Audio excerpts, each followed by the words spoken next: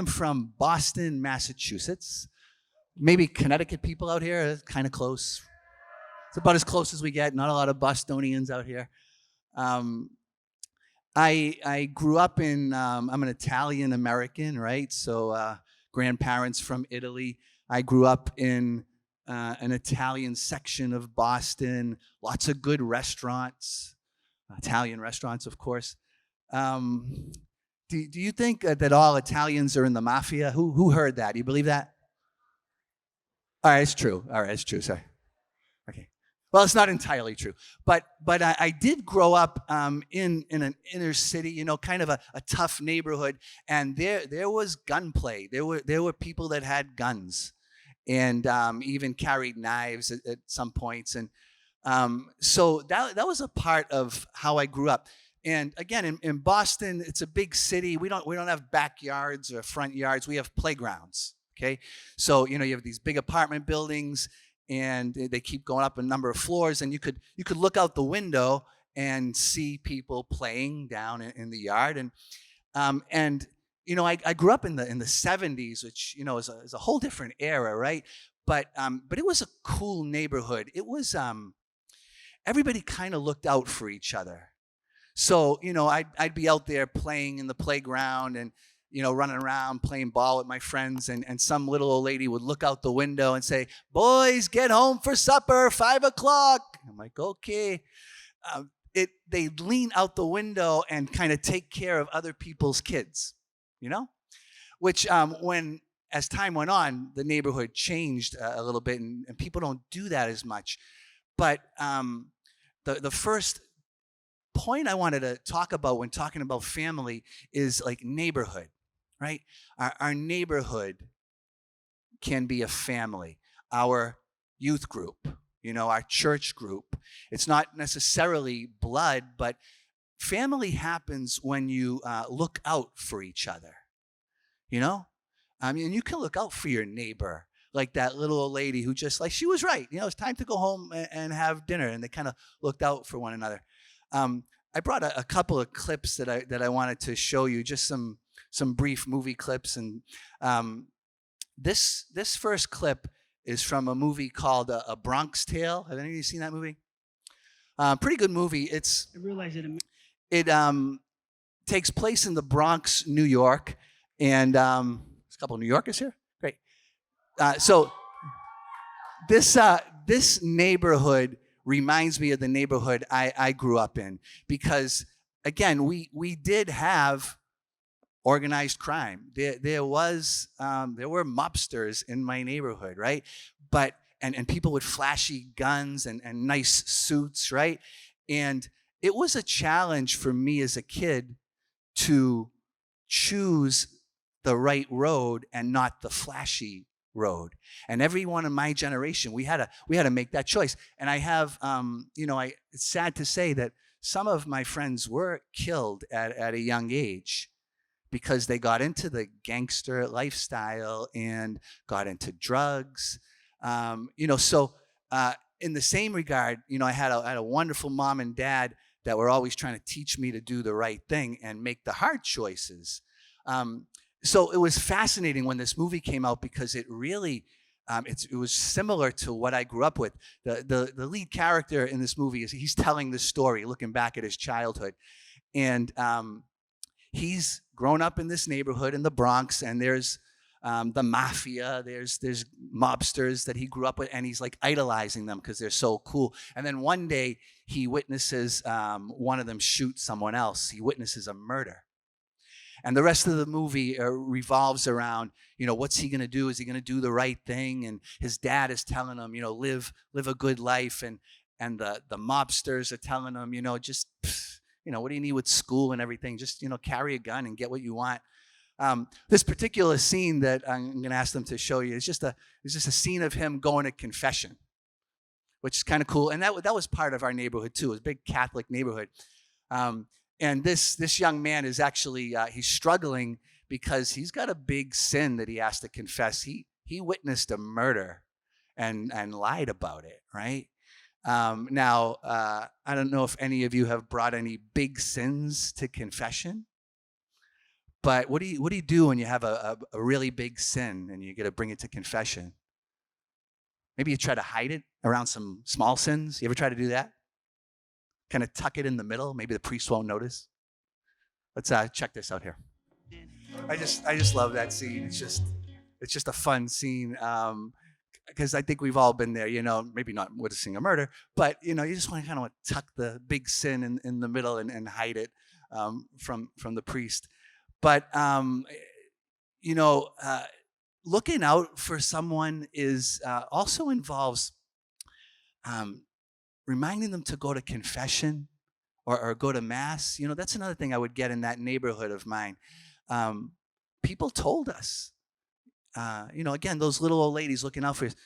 You're going to go to mass? Tomorrow's Sunday. Yeah, I guess. Or time for confession. Or someone would remind us, it's time to go to confession. We don't do that much anymore, but it's all there, right? It's like if you really love someone and you want to treat them like family, point them to Jesus in some way. Who knows? I find as a priest, right, sometimes someone will bring up, I'll be walking with them and they'll say, oh, Father, I might want to go to confession someday. I'm like, well, let's go right now. I always try to jump on that because even the fact that they're mentioning it, I feel like it's a movement of grace that might not come back. And sometimes I've heard confessions of people who have been away from the sacraments for 20, 30 years, but suddenly they see me and they're like, I should probably go to confession. I'm like, let's do it right now. Because it could possibly change their lives, And I love kids in confession. Kids in confession are just the best. The littler, the better. I'm praying with some 8-year-old, and he's doing his act of contrition, and he says, oh my God, I'm hardly sorry for having offended you. I'm like, okay, I think you mean like heartily, or, oh yeah, okay. You know what I do often I don't think I got to work on this. Oftentimes I go to absolve people and I extend my hand, and when it's a kid, sometimes I get a high five. Which probably isn't a bad way to end a confession, actually. One of my favorites was the little girl who she confessed that she put her cat in the dryer. And I'm like, oh my goodness, was she okay? Yeah. She said, only for a minute, Father, only for a minute. Was she okay? He said, yeah. And she was super fluffy when she came out.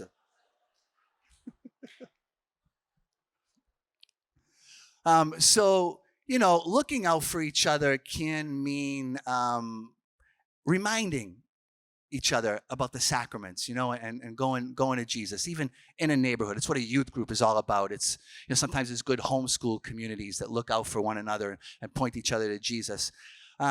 Second thing to think about is who doesn't have anyone to look out for them, Maybe you're blessed with good parents, friends, big brother, big sister, or maybe you don't have any of those. I did a mission trip last year to Uganda, and so beautiful. There's an orphanage there that has 5,000 kids, beautiful kids. None of them have parents. Now, thanks be to God, abortion is illegal in Uganda, so these were all unwanted pregnancies, but at least they're alive. These kids are alive, But a good friend of mine, Father Joseph Lugalambi, started this orphanage and took in the 500 kids. And one of the impressive things about these kids is how they take care of each other. They look out for one another. You'll see the older ones that are like 7 or 8 will carry on their backs the 3 and 4-year-olds and tie their shoes for them.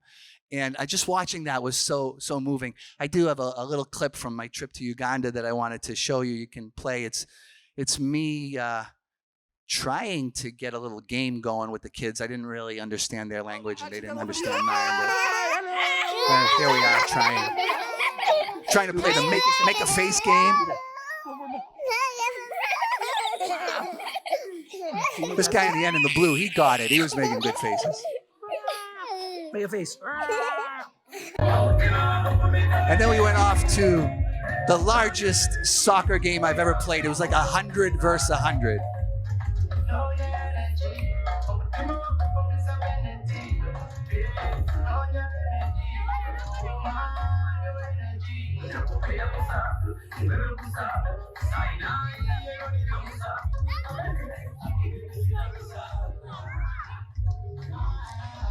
And that's all. I just wanted to show you that little clip of these beautiful young people. I ask you to pray for them, but none of them have parents, right? And they all looked out for each other. You know, if you ever get the opportunity to do a mission trip and go to a foreign country where there's little ones that are orphaned or some other people in need, take it, you know, because our family extends beyond our blood brothers and sisters, right? And our moms and dads. If we are true to what we believe as Christians, then those are your brothers and sisters, right? And maybe in your neighborhood, maybe somebody's orphaned, right? Or, you know, in God's perfect plan, everyone is supposed to have a mom and a dad to raise them, but it just doesn't work out that way. There's tragedy, untimely death, and there's alcoholism and drug abuse and just bad decisions that break families, and we might find ourselves orphaned. But maybe God is calling you to welcome an orphan or welcome someone who doesn't have much guidance, and you could be like a family member to them. I wanted to move on to, you can skip that little picture I gave you, and we'll just go to the third video, because now I want to talk about what happens with brothers and sisters when we start to doubt one another. Think about this for a moment. You know, to make a family work, John Paul II said, to make a family unit work, everybody needs to see themselves as servant of the other. If that's true, if the parents see it and the kids see it that way, I'm here to serve, you're going to have fantastic families. But if one member is selfish and just takes without giving, that's going to be problematic. One of the tactics of the evil one is to divide brothers and sisters and to make you feel like your brother does not have your back, but has all these ulterior motives, you know? And brothers and sisters growing up, you're going to fight and you're going to have problems. You're going to break each other's toys and things. That's going to happen. But if you stick with your brothers and sisters, you get older, and like my brother and I, my brother's 3 years older, and we fought like cats and dogs, but we're so good friends now because we didn't give up on each other. And in this next movie clip, I think this movie clip shows how Satan works in trying to divide people. Raise your hand if you've seen The Lord of the Rings. Most of you have probably seen that movie. Yeah. So Gollum really tends to be a Satan figure. I don't know if you've noticed that. But in this particular scene I'm going to show you, we have Sam and Frodo, you know, and they're going off to destroy the ring. They're going to destroy evil. And Gollum, watch how he acts. It's just like Satan does. First, he whispers some words of doubt into Frodo's ears. This was before this scene. He says to Frodo that Sam is like stealing the food, and he wants to steal the ring. He wants to take the ring for himself. So he whispers words of doubt into Frodo's ears to get him to disbelieve his brother and think his brother is selfish. And then watch what he does in this clip to try to separate them and get them to that stage where they go separate ways. Okay, so if you've seen that movie, you know it does not get much better right after that. Big spiders are involved after that. But it's a really good analogy, you know. And Tolkien was a Christian who knew how the evil one works, right? Circumstantial evidence, you know, breadcrumbs, right? If you are thinking the worst about someone, you know, you're going to jump to conclusions. St. Ignatius had a beautiful way to live in family. And he said, always assume the best possible motives of the other person if you don't know what their motives are. It's good for you. It's good for your soul. If you don't know why someone did something, assume the best. Assume that they meant to do it out of love. If they hurt you, that maybe they didn't mean it. If we lived that way, we would have a lot more peace, you know? I don't know if any of you tried to communicate by text message and you're misunderstood, right? How often does that stuff happen? Like you send something with a good intention and the other person hears it with a different tone. Or we can do that, right? Because text messages, they're just so bald and plain, and like you can't get the emotion and the heart behind it. So sometimes we'll hear someone say something and we immediately jump to, they're trying to hurt me. They don't love me. They're trying to steal something from me, like Sam and Frodo. So that's the evil one. Satan is the one who whispers in the darkness, this person's against you, they hate you. And a lot of times to just get through that, you need eye-to-eye contact, face-to-face conversation, and talk it out. And when a brother or a sister does something that hurts you, try to assume that they didn't mean it or they didn't know, and start from there. Definitely work to talk it out, but start with assuming the best. And it's a tough discipline to get into because sometimes we get very negative, but it can really help us and give us peace. The final clip I want to show you now talks a little bit more, or shows an image of mom and dad with the daughter. So, I was talking about the neighborhood and maybe looking after orphans and those who don't have parents, and then looking at brotherhood or sisterhood and how the evil one gets in between. Now let's look at our parents for a moment. Mom and dad, another great thing we would be able to do is assume that they're trying to. Parents fight with their kids so much, right? And oftentimes the young people can think, my mom doesn't understand me. My dad is just putting these rules on me that they don't make sense anymore. And they're trying to hurt me. Another thing that can break through that is good communication.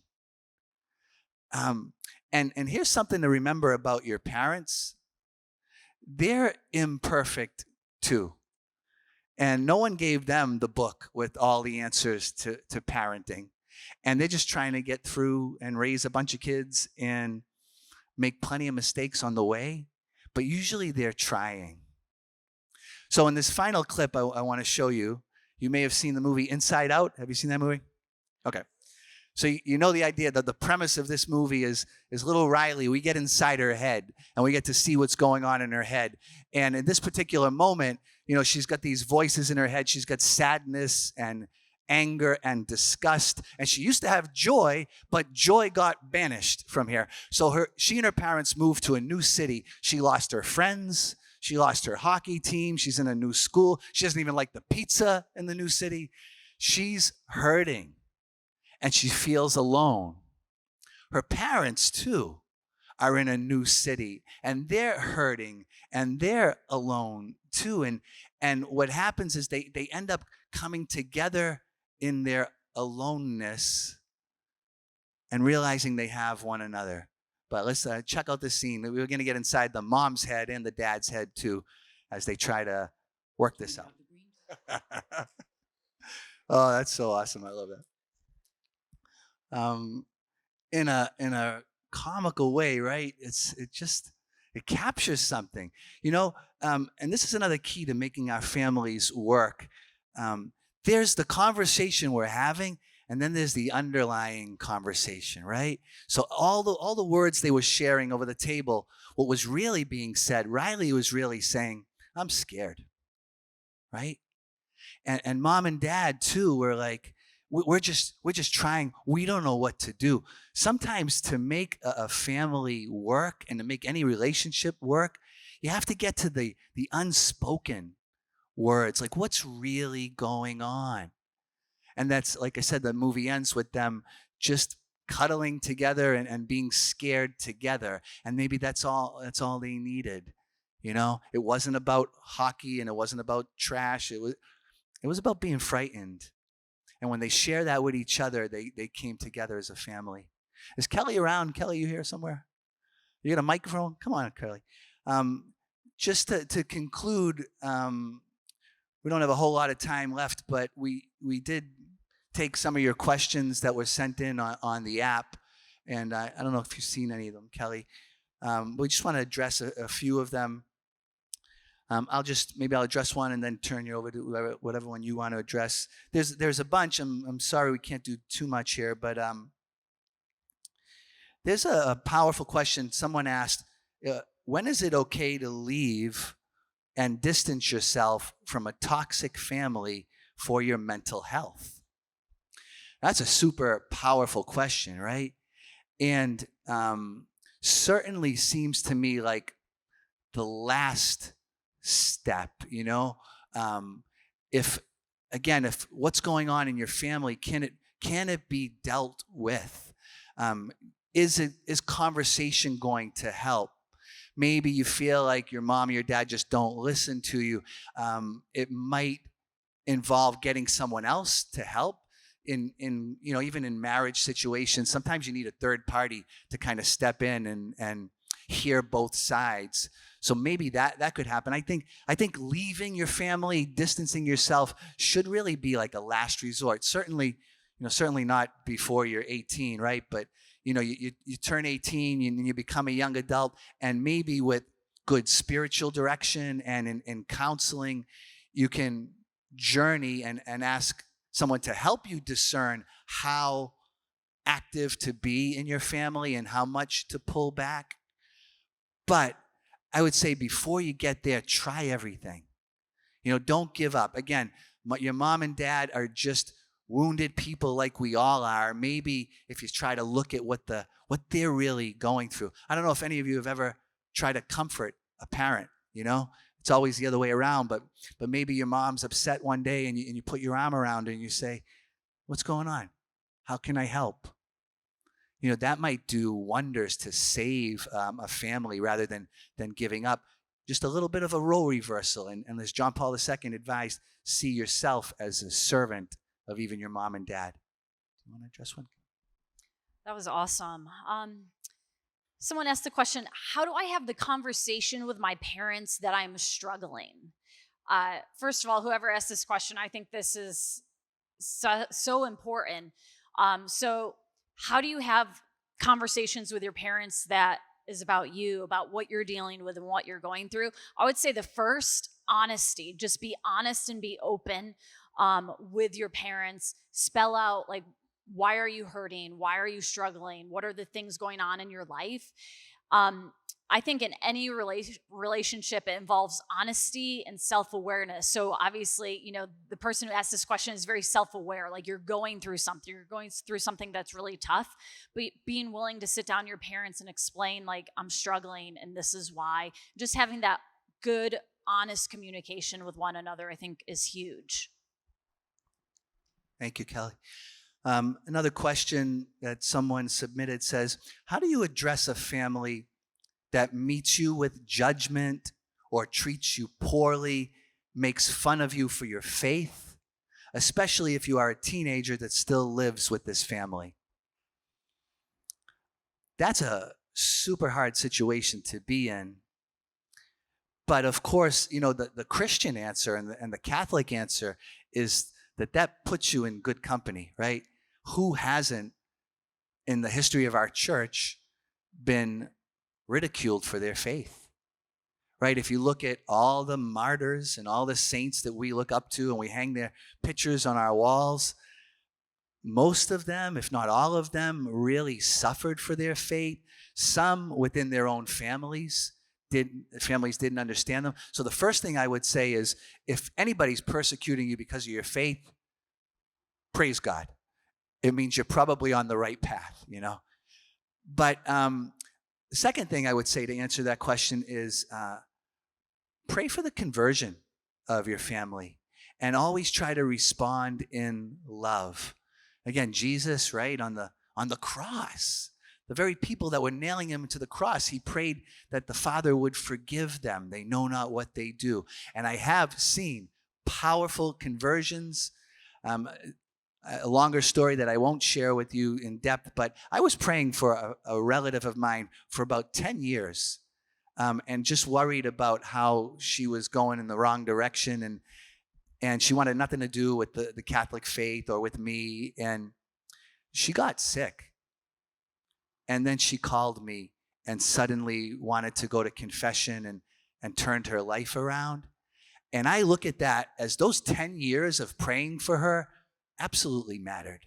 I feel like every time you pray for someone, God is storing it up, like this big tidal wave of grace. And once the dam of their hearts breaks open a little bit, sometimes through sickness, all that grace is going to rush in and possibly just overwhelm their hearts with goodness. So that was one example from my life. Amazing. How can you help someone who you know has a messy family, but you don't know much about it other than it hurts them? Beautiful question, especially speaks to the heart of compassion that we all have. I would say sometimes it's our presence more than our words. So being present to them, reaching out to them, texting them, letting them know you're thinking about them, encourage them. It's about presence and being able to be present with someone, even though you might not have all of the details or even though you might not know what they're going through. It's that ministry of presence.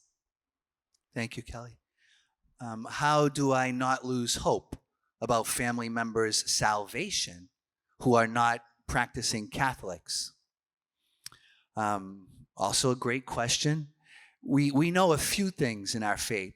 One thing we know with certainty is God desires the salvation of every soul, everyone in the whole world.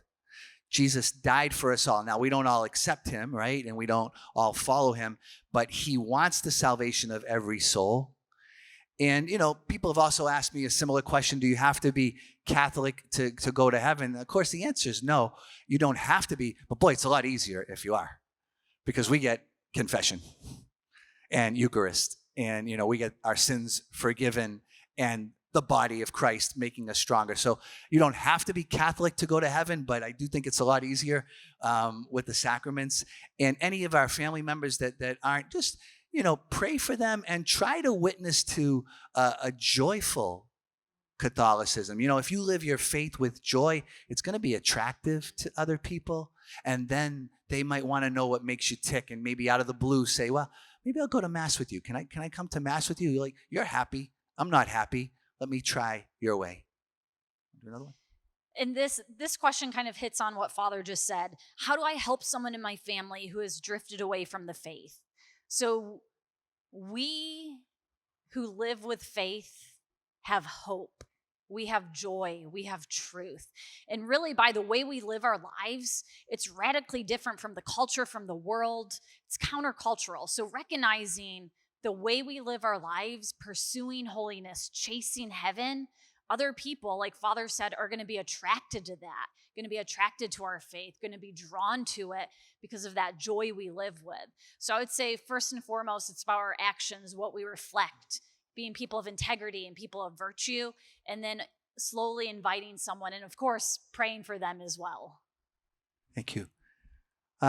So just to sum up then, the clips I showed you were fun clips that hopefully gets that message across, right? To make a family work, we need to assume the best. We need to communicate. Look out for mom and dad as well as for brothers and sisters. Know that they're going through stuff and maybe you can help as well.